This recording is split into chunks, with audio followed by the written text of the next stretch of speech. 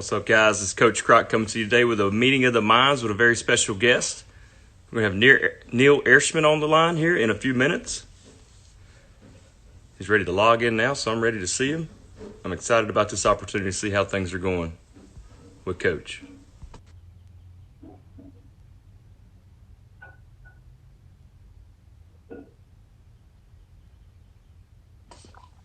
Coach, how's it going? Good. How are you? Doing great, man. Thanks for joining us on Meeting of the Minds for Wrestling Mindset. Yeah, thanks for having me. I really appreciate it. Appreciate you stopping by. Hey, how's things been going since the quarantine for you? It's pretty good. Getting to spend a lot of time with my family and my kids, which is, always good. And just got a couple projects around the house that I've been doing. And between that and making recruiting calls, that's about it. So it's going really good. Staying busy, I bet. Oh, yeah. Sometimes it's more difficult being home with the family than it is out on the road recruiting, right? Yeah, I have 4 kids, so every day is it's you get tough being at home all day every day. I definitely don't envy my wife. I know that much. That's right. It's been a challenge. I teach as well, and being at home with the kids are sometimes harder than actually being at work. I hate to say that, but they're way more needy than my students. Absolutely. Well, good. Hey, so tell us a little bit about Little Rock of Arkansas. How have you enjoyed this transition into being a head coach and starting a new program? Yeah, I mean it's been a really, really exciting and challenging and fun time for me. Not everybody gets the opportunity to be a head coach at this level, but especially the head coach of a program that starts from scratch, brand new. So for me, this every single day has kind of been brand new. Every single event is for the first time, and so there's just a lot of that newness, that excitement in everything we do. So for me, I love it here. This is Arkansas. They have such great pride in their sports. They're just really, really good fans. They're not just fans. They're fully involved, and you kind of see that with some of the numbers that we had show up to our duels. And absolutely. a lot of them have no idea what wrestling is about, but they show up and they support. So I love that about Arkansas. Yeah, you got a beautiful facility, nice mat, great setup. Talk a little bit about that? Yeah, absolutely. So we got a 24,000 square foot wrestling facility. It's standalone. It's called the Greg Hatcher Wrestling Center or facility. And we have 4 full mats, 50 by 50.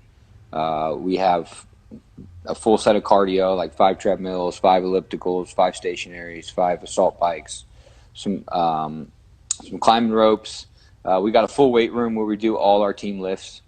We have a student athlete lounge. We have an athletic training room, so they don't have to leave to go get ice or treatment, or if they're sick. Our offices are there. There are locker rooms there. It's really a one-stop shop for an athlete. Like they show up and they only leave to go back to their apartments or to go to class. So it's kind of their home away from home. Yeah. Speaking of that, are most of your athletes back home now, or did a lot of them stay in town? All of them are back home. I have 2 that live here in town, but they are all back home and training at home. Great. So how did you break the news to them that the season was going to be over with? I mean, I guess you guys were wrapping up, and did you have a chance to be together with them? Or did you have to do it electronically? How did that go? We were together. We were actually together for a couple weeks before I sent them home.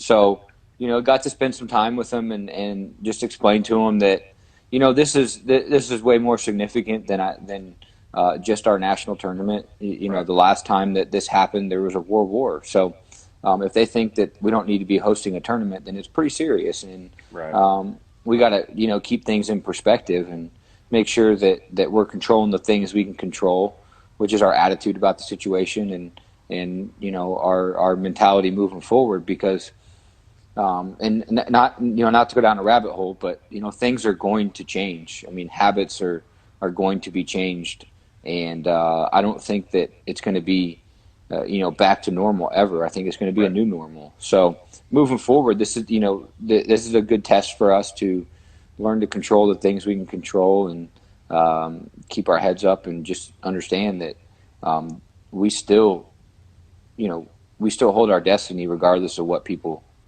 take from us. Right. Absolutely. And you talk about the things you can control. Looking at this situation, I mean, how are you motivating, inspiring your kids to continue to work? Because you know as well as I do, some people are sleeping right now and not getting better, and some people are taking advantage of this situation. So how are you encouraging your athletes? Well, we're encouraging them by supporting them, giving them, an extensive at-home workout that you really don't need, any utensils, I guess you would say, to work out. There's plenty of things that we can do. We meet weekly on Google Meet or Zoom, and we're actually reading a book together right now. It's called The Power of Habit.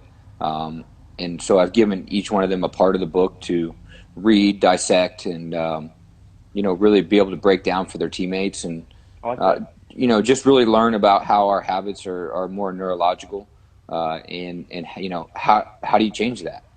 How do we create a habit that's a good habit that we don't have to think about, that we just do? And then how do we be very conscious about the things that aren't beneficial, and how do we change that? So we're in our fourth part of that book, and I think it's like 12 parts or something like that. So that's something we're doing. We FaceTime all our guys once a week, just one-on-one.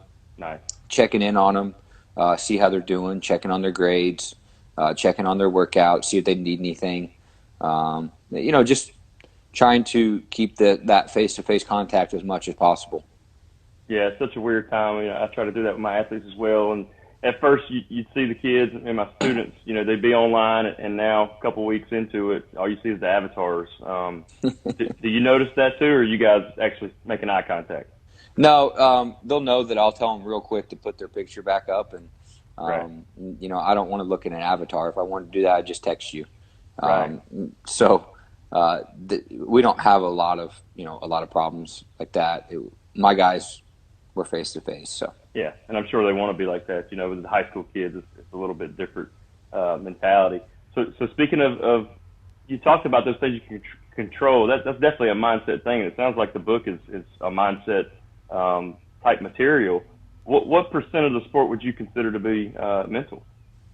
I think it's it's up in the 80s and 90s. I mean, if you look at if you took every single national champion, every single All-American, and you tested them athletically, I think there would be a big range of results, right? And so, but I think if you could tap into all their attitudes, it would be all towards one end of the spectrum. So I think it's a huge part of wrestling. I think it's why you see guys that have ups and downs but show up at the end of the year every time. So, I would say it's 80-90% of what we do. Nice. And such a high number. What are you guys doing to train at Little Rock of Arkansas? We do a lot of different things. We talk a lot just about, number one is we're trying to create an identity of who we are, and, helping each student athlete understand that, they got to live for something bigger than themselves. They got to have a foundation they live their life on. They got to build their house on rocks. So, we really encourage them to find that. We have them write down the things that they value, that are important to them. And then we hold them accountable to that. We do different things, like we do love language tests to get to know our athletes. Hey, you need words of encouragement, but, you're a servant. So, have them help you and have them help teach and help serve. And that really feeds them as a human. So, absolutely. We do a lot of different things. And then as the year goes on, we're talking a lot about, processing things and, how to stay in the moment. We try to create cues, that we talk about to, we try to find out the rewards that the kids want. What's that reward? Is it really winning them, the wrestling match, or is it really, is it really about getting your hand raised and hearing the crowd roar? So, if it's about winning, we talk a lot about, things like, hey, shooters win. You got to shoot to win. We try to create those cues in their mind that creates a habit they don't have to think about. So that's just some of the things that we do. I know that's kind of broad and not very specific, but we talk a lot about the process, how to filter things when things don't go your way. And that, that's where we implement the control, what you can control. Okay, you get the first takedown. You're in this, 70-something% of people that win a match. Well, that doesn't mean that we take our foot off the gas. If we get taken down first, what's our first thought? Well, we got to,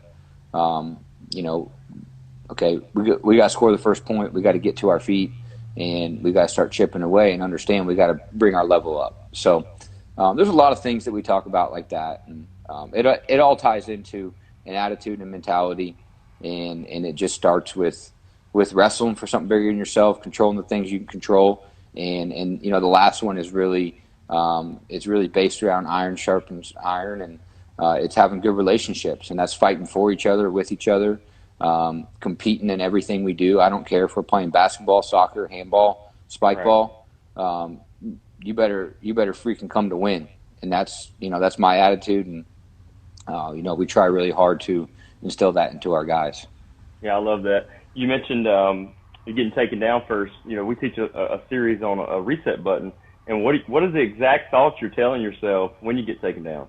And a lot of people are in that old crap mode. It's like, oh man, I don't know what to do now. He's taking me down. Now he's riding me out. So how are you resetting from that? Would you say that you are doing that, some type of reset button, or is that just something that your guys already kind of have in the bag? No, I mean you're always trying to create that. I don't necessarily call it a reset button, but I really like that. But it's more about creating that reaction. Okay, when I get punched in the face, am I going to fight or am I going to run? Right. And getting punched in the face sometimes is getting taken down right off the bat. Right. Okay, so we try to create the habit. Anytime I get taken down, whether I'm drilling or wrestling live, I'm hitting my feet right away and forcing my opponent, if we're drilling, to hit a mat return. And we just kind of kill two birds with one stone. So those are some of the things that we do and talk about. We talk about keywords to ourselves, and it kind of all goes back to these cues that I'm talking about. What's going to get my butt in gear when all of a sudden it's not going the way that I want. And right. You got to kind of find that what motivates yourself. And we talk to them a lot about what are you saying to yourself when you're on your belly? Are you saying this sucks? Are you saying, oh my gosh, how am I going to get up? Or are you saying, all right, I got to get my knees up underneath me. All right, I got to get my head up, keep my hips underneath me. Now I got to find hands and get to my feet, or whatever the situation is. We try to talk to them about what their thought process is, and just create that attitude that I'm just not going to let someone hold me down for more than 30 seconds. Right, and that is an attitude. I mean, it's one of those things when you get taken down, and again, our good friend, I would say he's my good friend, and I'm assuming yours too, Bobby Schreiner, told me the other day, faith has you move, and fear has you freeze. So when you're thinking those crazy thoughts, and he's on top of you, basically you're freezing because you have fear in your heart. And that faith, it will be trusting that process, all the hours that you spent in the wrestling room, in the weight room, and just reacting instead of thinking, right? Yeah. I think that a big thing is that when you have fear, you got to strike it right in the heart, and you got to call it what it is. And if you are struggling in a situation, you got to call it how it is and call it out and recognize it. And so we talk about that, and we call it out for them sometimes. Hey, I don't know why you're scared to shoot, but you're scared to shoot, or whatever the situation is. And usually they want to prove you wrong a little bit, so right. They start shooting, or just kind of depends on the situation. But we're kind of big on striking fear right in the heart and attacking the problem, because a lot of the times the obstacle is the way. It's not going around it. It's going right through it. And maybe you got to climb over it. Maybe you got to dig under it. Maybe you got to take a hammer and bust through it. But whatever it is, sometimes the obstacle is the way. Right. Where there's a will, there's a way too. That's awesome. So biggest challenge for high school kids right now is the lack of a schedule, having structure. Many of my student athletes I've talked to just really struggling with that. What kind of advice would you give a kid getting recruited right now who's probably unsure and just doesn't know what to do, and they have that fear? What would you give them as far as advice goes? Well, I think number one, it kind of goes back to what we said, like, what is it that you fear? Okay, I have never been away from home, or, my parents do everything for me. I don't know how to do X. I don't know how to do Y. The biggest advice I would have for them is that everybody's going to struggle at some point in what they're doing. So you're going to go through hard times. Goes back to control things you can control, like go to class, be on time, show up and work hard, maximum effort, good attitude, but also being very, figuring out what works for you for time management and how to instill that discipline. So for me in college, I knew that when I went home from practice at 5:30 at night, I wanted to eat dinner and I didn't want to do one bit of homework, and I wanted to relax until I got my extra workout in that night, right? So I got up, I went to my workout, I scheduled all my tutors, in between classes and practice, and I made sure that when I went home, I didn't really have hardly anything to do because that was my personal time, right? So I think it's important that kids learn that, number one, it's going to suck at some point. So it's okay. You're not alone. At one point in the year, I could see it all over my guys' faces, right? We're young, we're wrestling, times are tough, it's not going our way. And I kind of went to my older guys and I said, I'm going to ask you to raise your hand because I'd already spoke to him and knew he was struggling. And I'm going to try to get everyone who else is struggling to raise their hand too, just to kind of, spotlight that, hey, listen, we're in this together. That's part of our relationship. It's okay to talk about struggles. Right. So, eventually every single person on the team raised their hand and they were struggling with something at some point. And, it was a big, big moment for our guys just to realize it's okay, I'm struggling, but I'm not alone. And the more that I isolate myself and try to do this alone, the worse it's going to be. That's some of the stuff that we try to identify. Yeah, that's good stuff, Coach. What's been the hardest part as you taking the reign as a head coach? I mean, I know you had some great stops along the way with some great coaches that you've been around. Now that you're the chief, tell me about the process that's more difficult than you thought would be. It's all the things that you have to do outside of coaching wrestling. You look at a college coach and you're like, all they do is wake up every day and recruit and coach wrestling. Well, there's thousands of other things that we have to do to make this engine run. You can't just pour gas into it and call it good. You got to do maintenance every day, and that as an assistant because you see it, but at the same time, like, you don't truly know it until you go through it. And as you're going through that process, you're learning every single day. And you learn real quick if you are not learning every day, if you are not growing every day, someone's passing you. And it's not as simple as just being a head coach, showing up and coaching wrestling. And I didn't really have that attitude coming in, but I learned more about it as it went on. Yeah, because you're a fundraiser, you're a promoter, you're keeping up with grades. I'm sure you got some help doing that, but probably not as much as the football staff would. No, absolutely not. You wear a lot of hats as a wrestling coach, and as a high school wrestling coach, like I coached high school for 2 years, and it's the most valuable time in my life because you learn to be the academic advisor, you learn to be the strength coach, you mop the mats, you do the laundry, you do it all, and it teaches you how to manage your time. It teaches you how to prioritize. And so, those are the things that are very valuable skills that people look for when they're going to hire people one day. And we talk about our guys, hey, listen, you have to be, your value is really based on the problems that you can solve and and how high a level problems you can solve. And so that's something you got to learn as a head coach is, how are you going to solve problems and continuously grow? Yeah, that's a tough one too. I mean, but you're doing a pretty good job of it. And how many assistant coaches do you have? One. We'll be adding another one shortly, as soon as all this COVID stuff is over and we can get through some hiring freezes and stuff like that. So, yeah. And as the recruiting, is it still going? Is the process still rolling right now, or you kind of, I know you're talking to folks, but what kind of restrictions do you have? Can't leave campus. Can't bring kids on campus. We can basically do this right here: phone calls, text, Zooms, FaceTimes, Google Meets, whatever. We've been doing a lot of Zooms, a lot of FaceTimes with recruits. It's going well. We continue to do it. I got a phone call as soon as I get off here with another recruit, and I've actually probably done more recruiting during this, COVID stuff than I have any other part of my job. So it's been pretty cool. You're setting that foundation. And talk about this first recruit class you brought in. I mean, have they been the type of athlete that you thought they would be, and the type of Trojan that you wanted? Yeah, we've I'm a pretty transparent guy, so I'm not afraid to say it. Overall, as a whole, we had about 26 guys first year. Almost every single one of them.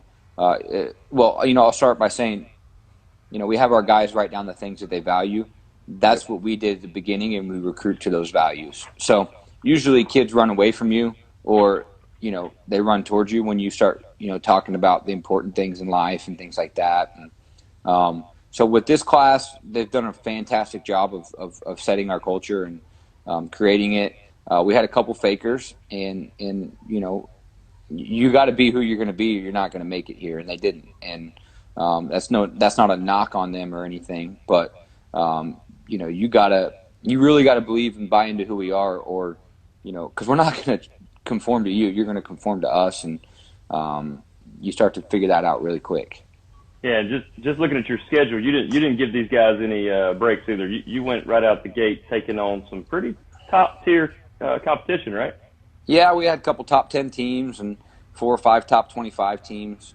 You're going to have to wrestle the top competition if you come here. If you think that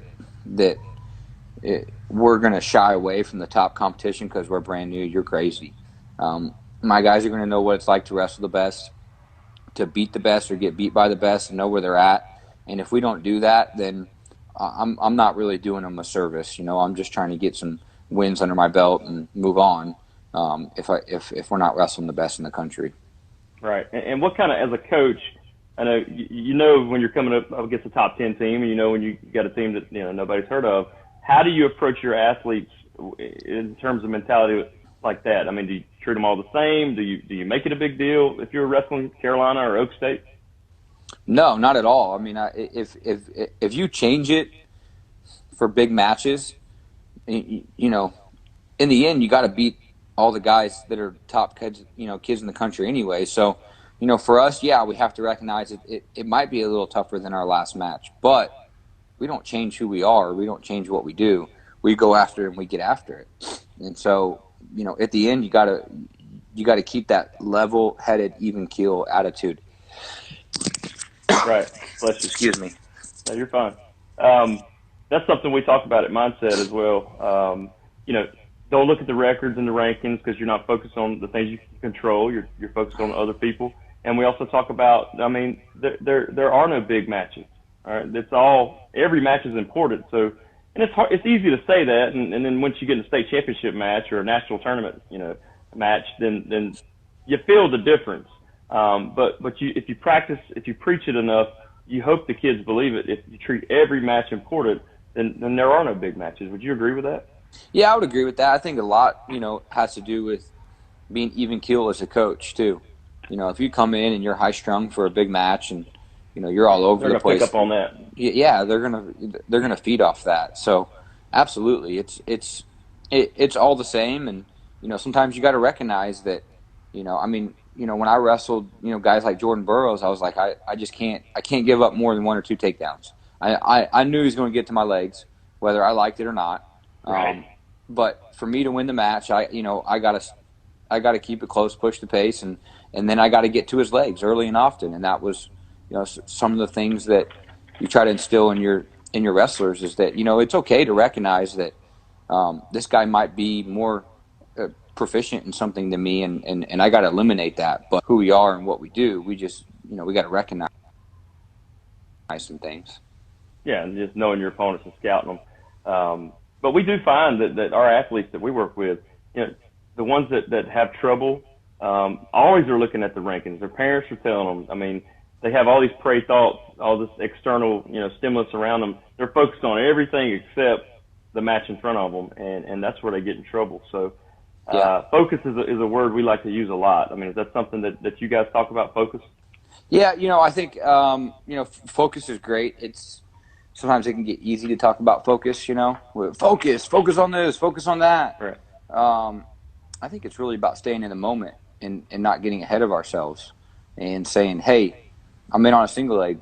I got to get my head up. I got to get this, and try to keep them in the moment. And kind of goes back to our cues. Hey, finish fast. Shoot, if you want to, shooters win, finish fast. Shoot to win, and try to get them to thinking on, okay, I shoot, I finish fast, and then on to the next. So we try to create that focus by creating habits. And that comes in the practice room. Yeah. Well, yeah, I mean, that comes in the practice room. That comes visualizing what you're doing. That comes thinking about, your opponent, thinking about, I mean, there's just a lot. I mean, it's not just in the practice room. It's a whole lifestyle. Right. You talked about visualization. I like that. Let's go back to your wrestling career at Oak State. Can you recall a moment where you really were focused and locked in on visualizing ahead of time what was going to happen, or maybe a night before, like setting the scene of the next day? Did you do any of that as an athlete? Yeah, a little bit. We had a little bit of a different attitude. We were, hey, we weren't going to scout you. We weren't going to take a lot of time and watch a lot of video. We were going to put our foot in the line and say, come on, let's get after it. Right. And that was kind of the attitude and mentality I took, is that when that whistle blew, I was moving forward and I was coming after you. I do remember some top tier guys that I had to adjust a little bit. So I'd visualize some things that I didn't want to happen, or I knew that I needed to stay away from. And, that helped me a lot. And, I went from wrestling a kid who was a national finalist. He got on top and turned me up when I think I was a freshman or sophomore, and it was like 14-0, and I was like, I'm not getting tech fauled. I'm not walking back to that corner, and then next time I wrestled him, it was like 5-4, and I just visualized what I was going to do over and over and over and over and over when he was on top of me, and the feels that I remember. So yeah, I would say I did that a little bit, but I went out there to fight more than anything. Right. And I guess you didn't really speak on it, but are you guys doing anything with visualization? I mean, do you have a sports psychologist come in or anything like that? I know you talked a little bit about what you guys do, but we don't. We try to do some different things. It's not a huge part of what we do. We try to visualize what we're successful at, and just make that a habit, make it a repetition, and then put our guys in very unfavorable situations and have them think about the things that we're doing, that we got to be better at. So, I tell them to think about that. I'm like, hey, tomorrow we're going to work on this area where we've been, in trouble. I want you to think about it. I kind of use visualization more as an actual visualization. I'll be like, go find some scenarios on YouTube or on Flow or whatever it is that you see that you're in all the time, and let's watch some guys how they get out, and then let's get in there and let's feel it out. And I'm going to give you 30, 45 minutes in this position, and you can sit over there and do the same thing over and over and not get better, or you can actually, slap your partner upside the head and say, hey, I need more than that, or hey, you're not giving me enough, or give me this feel, give me that feel. This is exactly what I'm feeling, and that visualization becomes more of a feel, and then which creates the habit. So right, and then that iron sharpens iron too. I mean, if that guy's not working, you're telling him, hey, I need more out of this. I like that. Absolutely. You did mention this. You put them in bad situations. There's a series that we use where we put them in a situation where the referee made a bad call, or the wrestler did something dirty. Maybe he bit him or pinched him, and we try to get ahead of the game and put them in that situation so we know how they're going to react and train them how to react to that when it happens, because more times than not, you're going to be there. A referee's going to make a bad call. He's going to be lazy. Yeah. We do a lot of that. You know, I actually probably get too much enjoyment out of it. We'll be wrestling matches, and you know, one of my guys will be kind of dominating, you know, the match, whether it be by points or whatever, and I'll just hit him with like 4 stallings, you know, and they'll be screaming at me, and I'll be like, hey, you got to control your attitude, man. Like, right. It's not going your way, so what? You know, don't give the referee an option to do that, or don't give, you know, the table worker an option to make a mistake, or right. You know. So yeah, we do a lot of that, you know, in match style situations, or you know, up by 1, down by 1, down by 2, down by 4, get right. tossed on, you know, get tossed on your head off the bat, and you got to make a comeback, and just putting them in a lot of adverse, you know, situations, because, you know, the more that you put yourself in the fire and you come out and you forge yourself and then put yourself back in the fire over and over and over again, the stronger you become. So, a big part of what we do. Yeah, absolutely.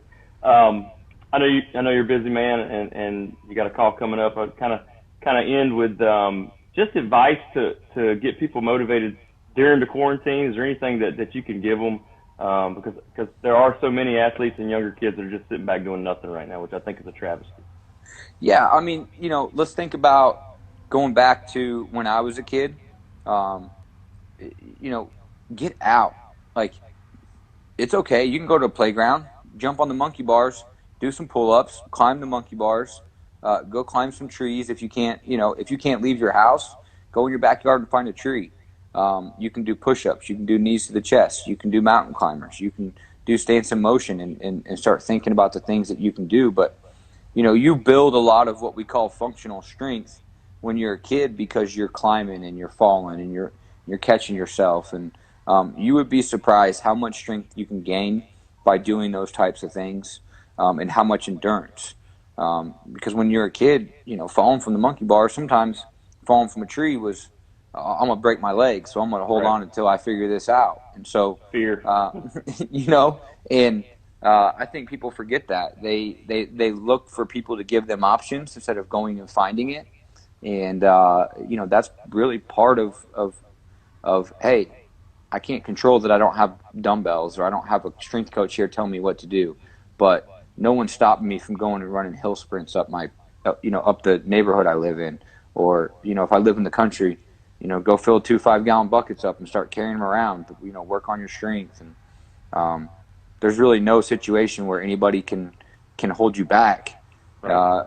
But you can lay in your bed and feel sorry for yourself and say, well, I don't have this, I don't have that, or you can figure it out. Yeah. And it goes back to what I said earlier. Your value in this world when you can solve. So if you can solve big problems, then you're going to have big value. So. Right. That's beautiful. Yeah, it's one of those things where you got to be creative in this time. I mean, you may not have the fancy weight room, but you got 2 legs. You can go run. I mean, you can do push-ups. You can do pull-ups. You can find a way. And there's a lot of people out there doing that, but there's a lot of people not. So yeah, I just want to encourage everyone to just, you know, make yourself better than you were when this thing started. You can make the coronavirus the best thing that ever happened to you, I believe.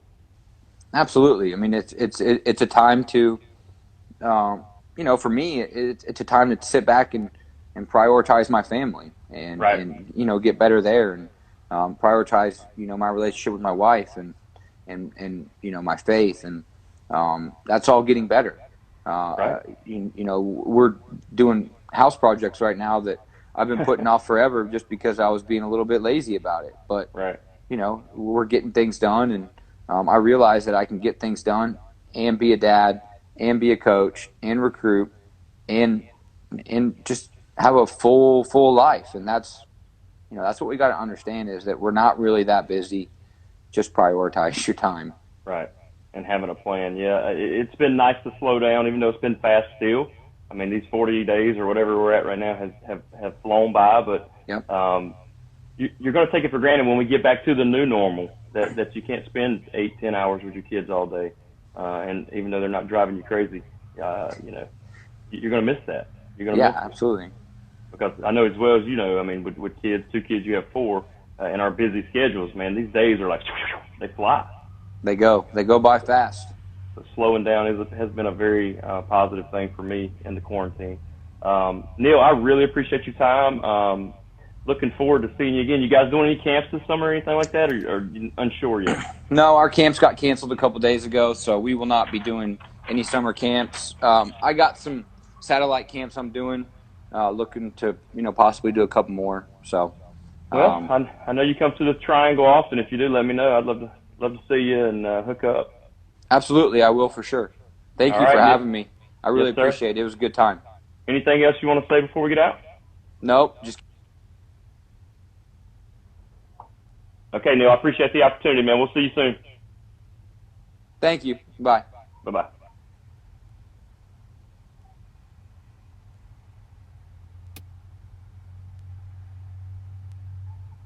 So again, we got Little Rock of Arkansas head coach Neil Eirsman. He's a great guy, solid wrestler, solid coach. He's really one of the true blue chip prospect coaches in our country right now. He's going to be around for a long time. I appreciate his time, and I appreciate you stopping by for Meeting of the Minds. And until next time, Coach Croc.